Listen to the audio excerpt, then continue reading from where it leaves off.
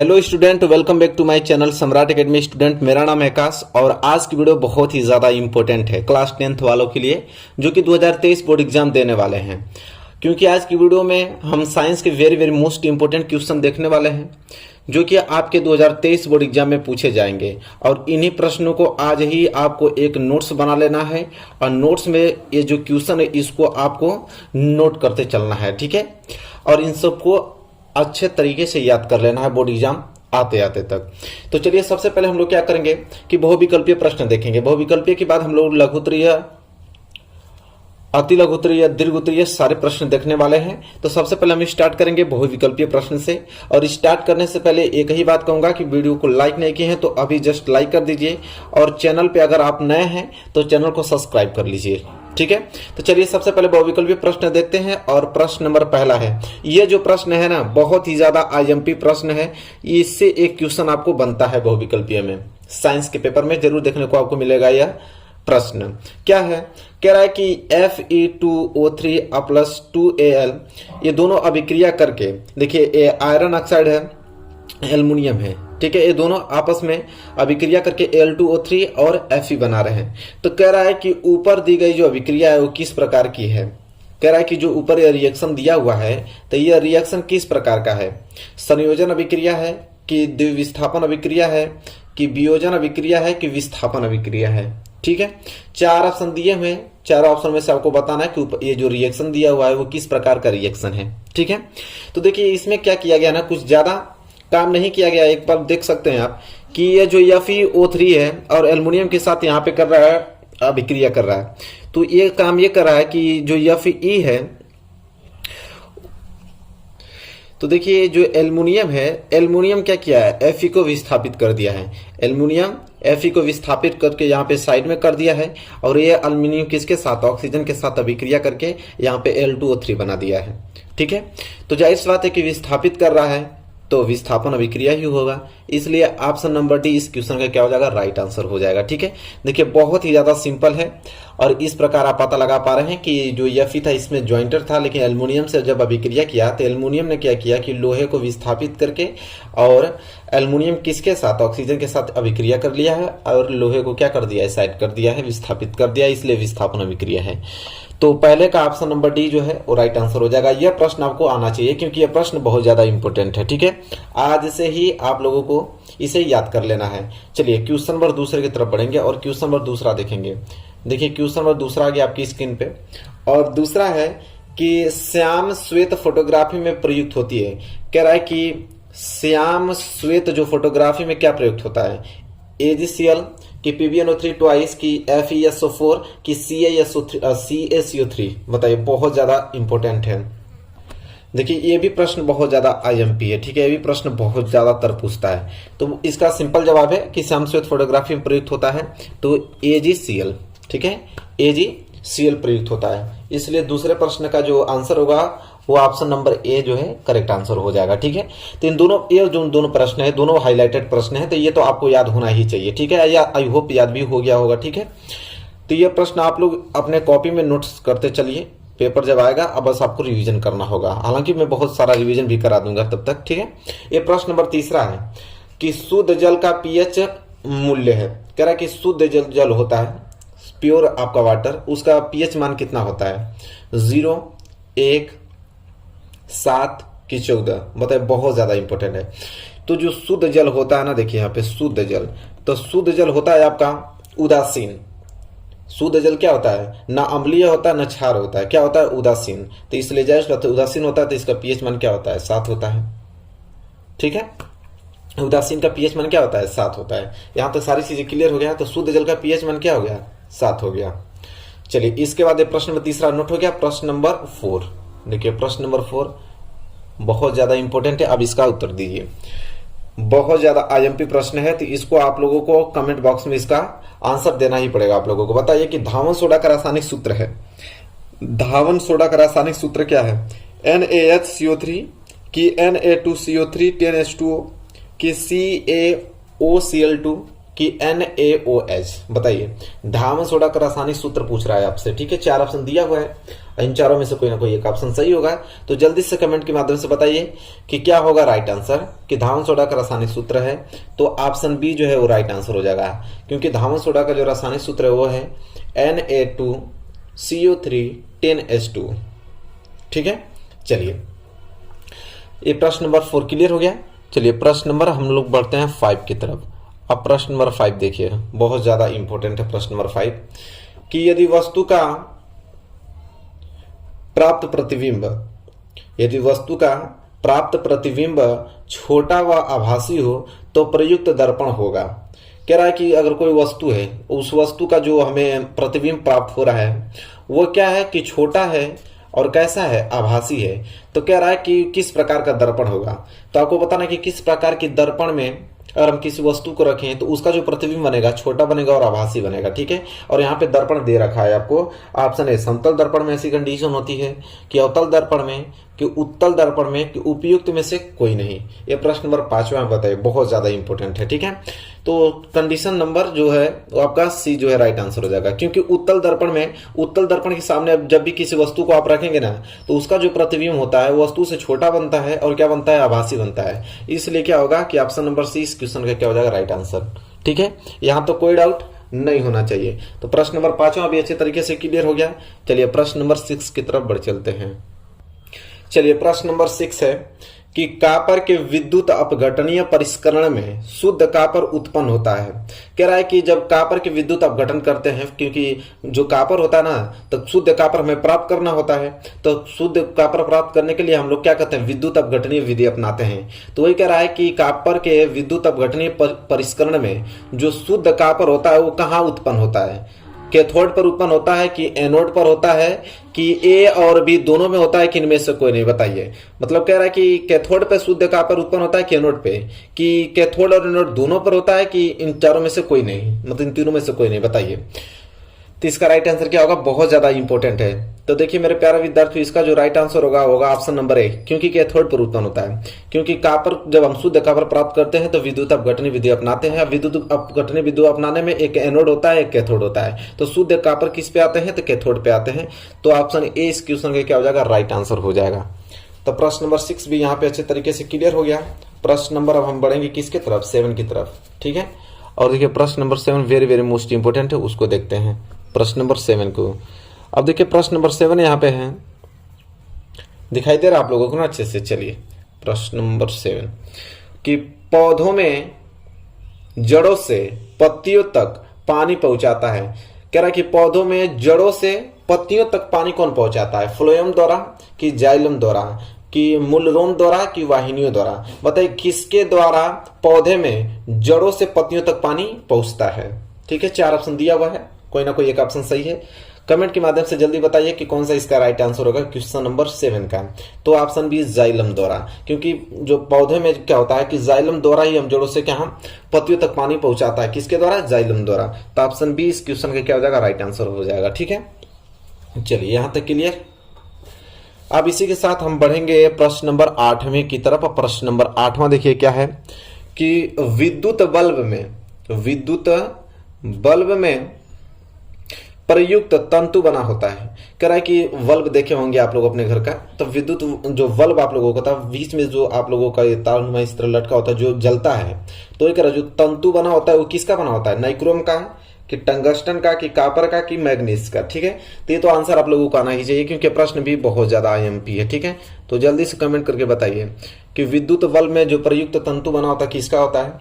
तो option B tungsten का बना होता है। ठीक है, आई होप आपको क्लियर हो गया होगा। ये प्रश्न आपको आ रहा भी होगा क्योंकि ये बहुत ही ज्यादा सिंपल है। तो प्रश्न नंबर 8वां क्लियर हो गया ना। चलिए प्रश्न नंबर 9 की तरफ बढ़ते हैं। देखिए प्रश्न नंबर 9 इंपॉर्टेंट प्रश्न है। ठीक है, चलिए बहुत ज्यादा आईएमपी है, बहुत बार एग्जाम में आ चुका है प्रश्न कि मटर के लंबे पौधे का क्रॉस बौने पौधे से कराने पर प्रथम पीढ़ी में उत्पन्न पौधे होते हैं। कह रहा है कि मटर के लंबे पौधे का अगर क्रॉस हम करा रहे हैं चलिए इस प्रश्न को समझे ना, आपकी क्या कह रहा है कि मटर का अगर लंबा पौधा है और अगर उसको हम क्रॉस करा रहे हैं किसी बौने पौधे से, तो कह रहा है कि प्रथम पीढ़ी F1 में किस प्रकार के पौधा उत्पन्न होगा। सभी बौने होंगे कि लंबे व बौने दोनों होंगे कि केवल लंबे होंगे कि इनमें से कोई नहीं होगा। बहुत ज्यादा इंपॉर्टेंट है। तो बताइए ये क्या होगा राइट आंसर क्वेश्चन नंबर 9 का। तो इसका जो करेक्ट आंसर होगा वो हो जाएगा ऑप्शन नंबर सी, केवल लंबे होंगे। ठीक है, क्योंकि लंबे पौधे का अगर क्रॉस अगर हम बौने पौधे से करा रहे हैं, ठीक है, तो प्रथम पीढ़ी में हमेशा आपको केवल लंबे पौधे देखने को मिलेगा। ठीक है, तो ऑप्शन सी जो है राइट आंसर हो जाएगा। तो यहां तक तो चीजें क्लियर हैं। और प्रश्न नंबर 10वां बहुविकल्पीय का यह लास्ट प्रश्न है। इसके बाद हम लोग देखेंगे अति लघुत्तरीय प्रश्न। ठीक है, यहाँ पे आपको पूरा दिख रहा होगा अच्छे तरीके से, बहुत ज्यादा इंपॉर्टेंट है। कि चलिए प्रश्न नंबर 10वां देख लेते हैं। प्रश्न नंबर 10वां है कि एक अवतल लेंस की फोकस दूरी जो है 2 मीटर है, तो लेंस की क्षमता पूछा है। अवतल लेंस की फोकस दूरी दे रखा है। अवतल लेंस की फोकस दूरी प्लस में होता है, तो इसलिए यह बराबर क्या हो जाएगा आपका प्लस 2 मीटर दे रखा है। ठीक है, फिर कह रहा है कि लेंस की क्षमता P बराबर, तो P बराबर होता है 1/f फार्मूला। ठीक है, तो क्या हो जाएगा 1/f कितना है आपका 2, तो क्या हो जाएगा 0.5, और क्षमता हमेशा डायोप्टर में होता है। ठीक है, तो इसलिए प्लस 0.5 डायोप्टर जो है इसका राइट आंसर हो जाएगा। ठीक है, सिंपल। तो आई होप आपको क्लियर हो गया होगा। ठीक है, ये भी प्रश्न है। तो 10 बहुविकल्पीय प्रश्न आप लोगों ने अच्छे तरीके से यहाँ पे क्लियर कर लिया है, जो कि बहुत ही ज्यादा मोस्ट इंपोर्टेंट था। इसको जरूर से नोट कर लीजिएगा। ऐसे सारे प्रश्न आपको अच्छे तरीके से याद होने चाहिए। ठीक है, एग्जाम में यहाँ से क्वेश्चन बनना तय है। चलिए अब हम बात करते हैं अति लघुत्तरीय प्रश्न की ओर। चलिए अब हम लोग देखते हैं सब्जेक्टिव क्वेश्चन। अब तो ऑब्जेक्टिव क्वेश्चन देख रहे थे, अब सब्जेक्टिव क्वेश्चन जो कि बहुत ही ज्यादा मोस्ट इंपोर्टेंट है। चलिए प्रश्न नंबर पहला नोट कीजिए, बहुत ही ज्यादा IMP प्रश्न है। क्या है कि उदासीनीकरण अभिक्रिया क्या है, 2 उदाहरण दीजिए। ठीक है, ये आपका 2022 बोर्ड एग्जाम में ये प्रश्न पूछा था कि उदासीनीकरण अभिक्रिया क्या है, 2 उदाहरण दीजिए। तो देखिए उदासीनीकरण अभिक्रिया बहुत ही ज्यादा सिंपल है।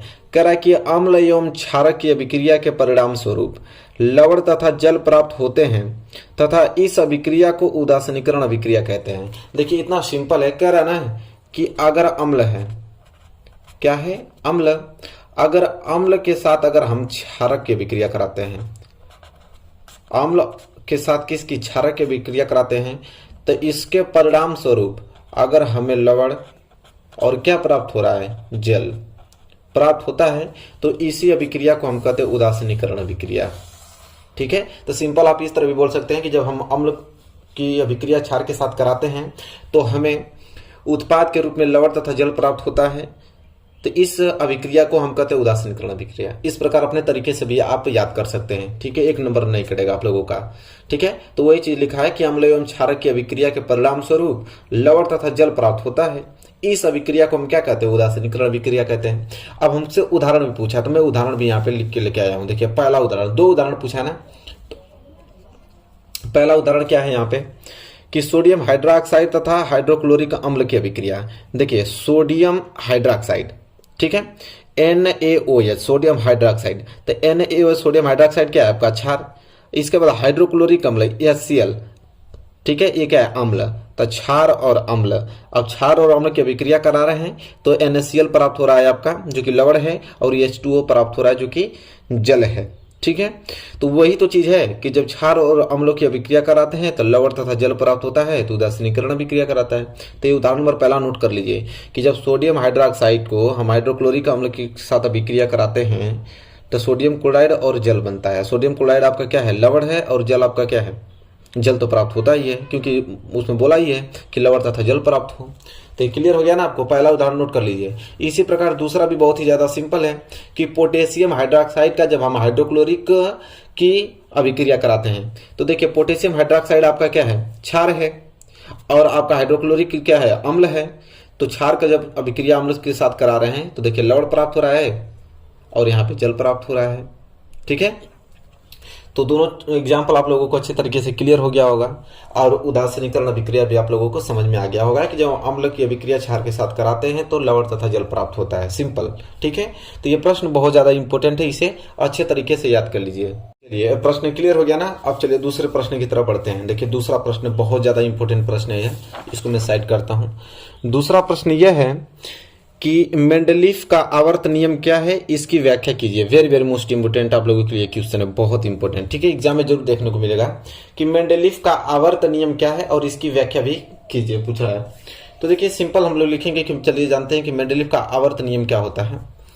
तो इस नियम के अनुसार मेंडलीफ का आवर्त नियम क्या कहता है कि इस नियम के अनुसार तत्वों के भौतिक और रासायनिक गुण उनके परमाणु भारों के आवर्ती क्या होते हैं, फलन होते हैं। अर्थात आप ये कह सकते हैं कि तत्वों के उनके परमाणु भारों के बढ़ते क्रम में रखने पर समान गुणों वाले तत्व एक नियमित अंतराल के बाद आते हैं।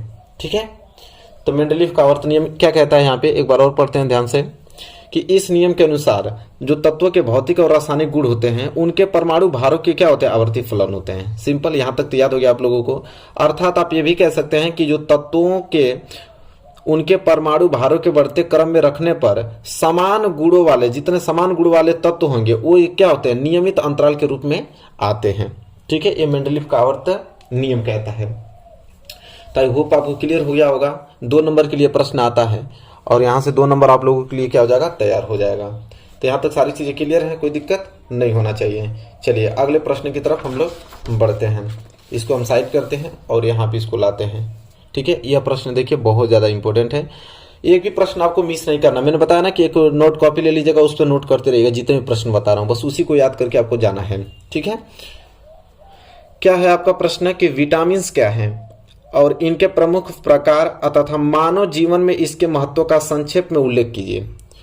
कह रहा है कि विटामिन क्या हैं और इनके प्रमुख प्रकार तथा मानव जीवन में इसके महत्व का संक्षेप में उल्लेख करने के लिए बोला है। तो सबसे पहले आप हेडिंग क्या डालेंगे यहाँ पे, विटामिन। ठीक है, पहले हेडिंग क्या रहेगी आपकी, विटामिन। आइए जानते हैं कि विटामिन क्या होता है। तो कह रहा है कि ये जटिल कार्बनिक पदार्थ है, जो विटामिन है ये जटिल कार्बनिक पदार्थ है जो शरीर को प्रतिरक्षा प्रदान करते हैं, जो शरीर को क्या करते हैं, प्रतिरक्षा प्रदान करते हैं।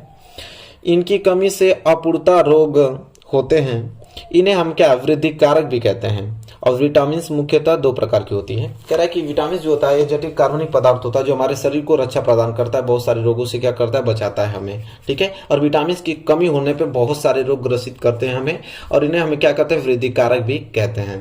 और विटामिन जो होता है ना 2 प्रकार का होता है। कौन कौन सा, तो एक जल में घुलनशील जो कि जल में घुल जाती है, और एक वसा में घुलनशील विटामिन होती है। तो जल में घुलनशील विटामिन जैसे आपका विटामिन बी और विटामिन सी हुआ, और वसा में घुलनशील विटामिन के, vitamin E, vitamin D, vitamin A. इसे आप कीड़ा भी कह सकते हैं याद करने के लिए। देखिए कीड़ा आपका एक फार्मूला बन गया ताकि आपको याद रहेगा ना, ठीक इस तरह। तो वसा में घुलनशील विटामिन ये 4 है और जल में घुलनशील विटामिन ये 2। ठीक है, तो आई होप आपको क्लियर हो गया होगा ये सारी चीजें। फिर हमसे ये पूछा था कि इसका मानव जीवन में महत्व क्या है विटामिन का। ठीक है, तो चलिए यहाँ पे हेडिंग आप डालेंगे कि मानव जीवन में विटामिन का महत्व। तो चलिए जानते हैं कि हमारे जीवन में विटामिन का क्या महत्व है। तो हम जानते हैं कि विभिन्न जो पोषक तत्व होते हैं हमारे भोजन को संपूर्णता प्रदान करते हैं, और विटामिन का इसमें खास महत्व होता है। आहार में किसी भी विटामिन की कमी किसी भी बीमारी का न्योता होता है। कह रहा है कि जब हम लोग कोई भोजन लेते हैं, जब आहार हम लोग ग्रहण करते हैं, तो अगर उसमें विटामिन की कमी है तो किसी भी, कह रहा है कि किसी भी मतलब विटामिन की कमी से किसी भी बीमारी का हम लोग शिकार हो सकते हैं, कोई भी बीमारी हो सकती है। ठीक है, क्योंकि बहुत सारे विटामिन हैं, किस विटामिन की कमी होगी और उसके अनुसार कौन सा रोग हो जाएगा ये हमें मालूम नहीं है। ठीक है, तो वही कह रहा है कि दरअसल विटामिन का मुख्य कार्य हमारे भोजन को ईंधन में परिवर्तन करना होता है, जिससे शरीर में जो खाया हुआ खाना है वो ठीक से क्या हो सके, पच सके, और शरीर को सही रूप में क्या ऊर्जा मिल सके, और साथ ही शरीर को नीरो रख सके, मतलब सुरक्षित रख सके, स्वस्थ रख सके। ठीक है, तो आई होप आपको क्लियर हो गया होगा कि हमारे मानव जीवन में विटामिन का क्या महत्व है। तो यहाँ तक आप लोगों को नोट कर देना है। तो जैसा कि आप लोगों ने देखा कि हमने वह विकल्पीय प्रश्न भी डिस्कस किया, और इसमें महत्वपूर्ण हम लोगों ने लघु उत्तरीय प्रश्न भी डिस्कस किया, जो कि एग्जाम के पॉइंट ऑफ व्यू से बहुत ज्यादा इंपॉर्टेंट है। वो प्रश्न बताया जा रहा है आप लोगों को जो कि 2022 बोर्ड एग्जाम में पूछा गया है और 2020 में पूछा गया है। ठीक है, और महत्वपूर्ण प्रश्न है, मतलब कि हमेशा लगातार वो प्रश्न पूछे जा रहे हैं, उन्हीं प्रश्नों को मैं डिस्कस कर रहा हूँ। तो आई होप आपको क्लियर हो गया होगा। आज की वीडियो में इतना ही रखते हैं, मिलेंगे नेक्स्ट वीडियो में। वीडियो पसंद आए तो लाइक कीजिए, और चैनल पे नए हैं तो चैनल को सब्सक्राइब करके बेल आइकन को प्रेस कर लीजिए।